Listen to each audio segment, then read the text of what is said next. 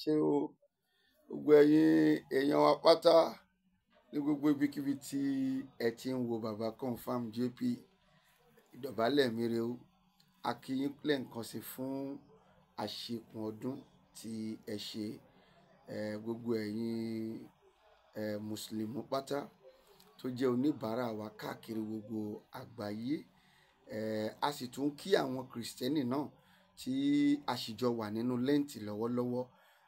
Àdúrà mi ni wípé àkókò tá a wà yìí, gbogbo ohun tá a bá béèrè Ọlọ́run á bá wa fi àṣẹ sí.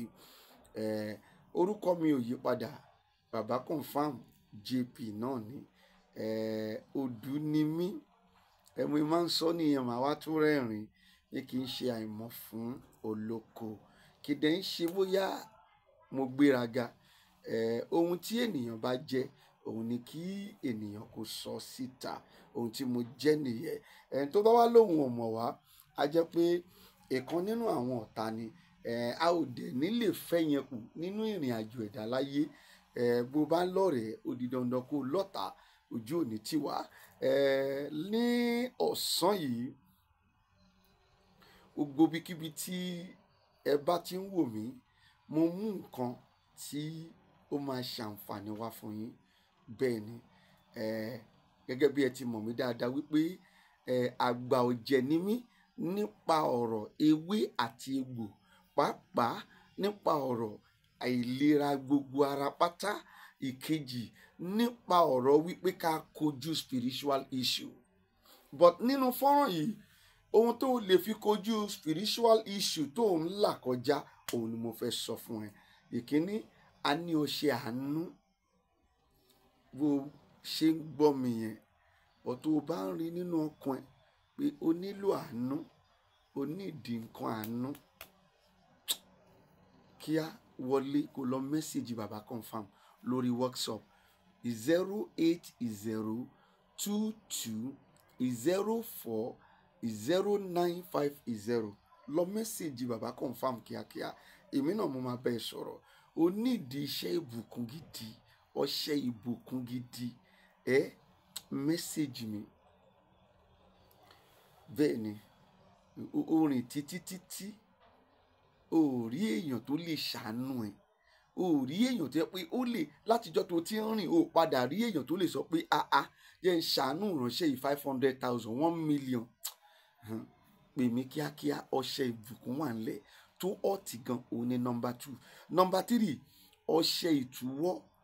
Tá ọba ń dà ẹ́ láàmú, tó ń fara kó àwọn aláǹtakò kiri. O débì kan, àwọn èèyàn kọ̀ déédéé ń gbógun tìyẹ́. O débì kan, wàhálà ṣà ń ṣẹlẹ̀ ṣá. Ohun tó o lè fi tú gbogbo ọwọ́ yẹn kúrò lára, ọṣẹ ìtúwọ́ wà ńlẹ̀. Bẹ́ẹ̀ ni, ìtúwọ́ àwẹ̀là, a máa ń pè ní ìtúwọ́ àwẹ̀là. Ṣótìrí, ọṣẹ ìtúwọ́ àwẹ̀là. Ṣèyí téèyàn bá ń wẹ̀, wàá máa padà rí pé á tú ọwọ́, wàá tún máa là. Ìtúwọ́ àwẹ̀là la máa ń pè. A ní ọṣẹ atúdè ńlẹ̀, gọbọi ni èyí tó bá fẹ́, òun ni kò béèrè. A ní ọṣẹ wègúnwèpè. Ìwọ tó ti forí gbé ègún, àbí nínú ìran ẹ̀gan ló ti rí pé ègún ti ń jà yín. Wá, mo fi ayé àtọ̀run bo rẹ̀. Bí n bá parọ́ sẹ̀, Ọlọ́run ò ní gbóhùn mi. Ọṣẹ wègúnwèpè wà ńlẹ̀. Ọṣẹ awẹ ibi dànù, tó ń wẹ ibi dànù lára èèyàn.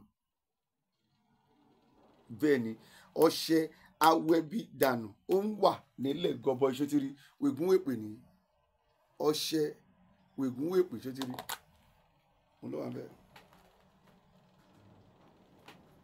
Ọṣẹ wègúnwèpè ó dájú. Tó bá ń gbọ́, ó dájú. Mi ò ní lè sọ pé Ọlọ́run dájú jù lọ. Tí n bá sọ bẹ́ẹ̀, á jẹ́ pé ọ̀rọ̀ ẹni tí kò ní common sense ni. Nítorí pé èmi mọ̀ pé Ọlọ́run ló ní ewé àti egbò. Ó tán. So therefore, kí ni wọ́n fẹ́ máa sọ pé Ọlọ́run dájú jù lọ fún? No! Ewé egbò Ọlọ́run ló ní, which means it is confirmed látọ̀dọ̀ Ọlọ́run, kò jù yẹn lọ. Ṣé wàá máa sọ pé Ọlọ́run dájú jù lọ, kò sọpọ̀ lọ́nbẹ̀. Èèyàn kan pè mí, ó ní bàbá, àwọn oògùn tó ń fi sílẹ̀ lórí íńtánẹ́ẹ̀tì yìí, òun ṣe kò ṣiṣẹ́, òun ní kò ṣiṣẹ́. Báwo ló ṣe máa ṣiṣẹ́? Ìwọ tó bá yẹ pé ọpọlọ ẹ ò pé, báwo lòògùn tó ń fi sílẹ̀ lórí íńtánẹ́ẹ̀tì ṣe fẹ́ ṣiṣẹ́? Látijọ́ tí alábùkún ti ń ṣe alábùkún, ìwọ gbọ́ pé kí alábùkún jáde kó wá mú oògùn tóun fi ń jẹ alábùkún kó fi sílẹ̀ lórí íńtánẹ́ẹ̀tì káwọn èèyàn lọ máa ṣe. Orí a tó pé, bẹ́ẹ̀ ni a tó pé láìpẹ́. Bẹ́ẹ̀ ni mo sọ fún ẹ. Ẹni tó ń ṣe dágà, ẹni tó ń ṣe fẹ́ńsìkì, àwọn tó ń ṣe oògùn yẹn, kọ́ wá sórí íńtánẹ́ẹ̀tì, kọ́ wá máa ní nǹkan báyìí làwọn fi ṣe, nǹkan tí ìrandíran wọn máa fi jẹ́ èèyàn láyé, àwọn àgbè wá sórí íńtánẹ́ẹ̀tì. Kò possible.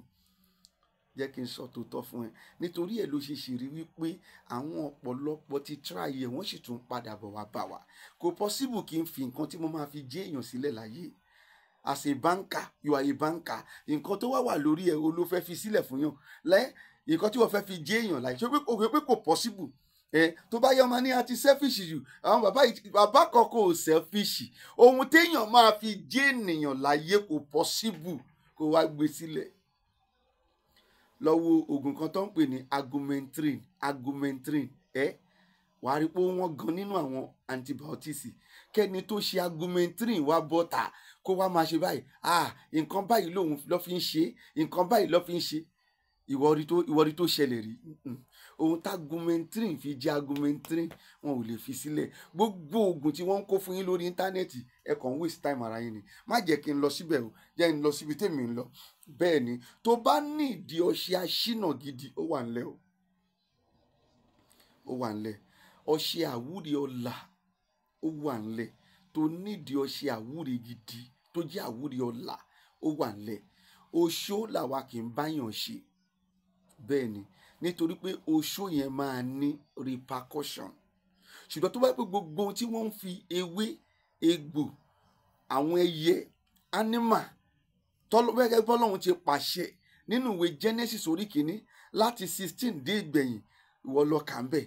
Tó bá pòun ni àkójọpọ̀ tá a fi ṣe, mo fi Ọlọ́run bú rẹ̀. There is no single repercussion. Wọ́n dẹ̀ ń ṣiṣẹ́, wọ́n ń ṣiṣẹ́ dáadáa wo, wọ́n ń ṣe iṣẹ́ gidigidi gan. Ṣàwúre ọlà wà, back to sender ọṣẹ ẹ̀ wà. Ìwọ tó bá rí pé àwọn àlá burúkú ló ńlá, o ò dẹ̀ fẹ́ jẹ́ kó pa ẹ́ ní kékeré. Ṣé ẹ̀yàn bá dàgbà gan náà yóò jẹ́ kó pààyàn lágbà? Order fún ọṣẹ back to sender. Ìwọ kọ mẹ́sẹ̀gì mi lórí WhatsApp mi 08022040950. Ọṣẹ ìṣẹ́gun wà. Wọ́n ní ọṣẹ ìṣẹ́gun tó dájú ni, tó ṣe kí ni, tó dájú òun lórí. Ọṣẹ ìṣẹ́gun wà.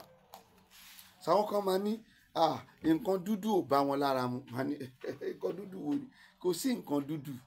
Bó o bá gbé ọṣẹ joy wá bá mi sìn, tó jẹ́ pé joy ló ń lò, tí n bá bọ́ sínú oko kí n jéwé kí n jégbò kí n bá lọ mọ, o má expect pé joy yẹn máa di funfun sẹ́.